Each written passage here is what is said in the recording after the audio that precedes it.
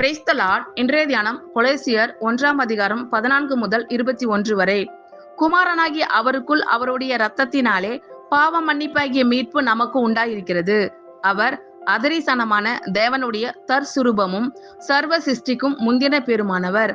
ஏனென்றால் அவருக்குள் சகலமும் சிருஷ்டிக்கப்பட்டது, பரலோகத்தில் உள்ளவைகளும் பூலோகத்தில் உள்ளவைகளுமாகிய காணப்படுகிறவைகளும் காணப்படாதவைகளுமான சகல வஸ்துக்களும், சிங்காசனங்கள் ஆனாலும் கர்த்தவத்துவங்கள் ஆனாலும் துரைத்தனங்கள் ஆனாலும் அதிகாரங்கள் ஆனாலும் சகலமும் அவரை கொண்டும் அவருக்கென்றும் சிருஷ்டிக்கப்பட்டது.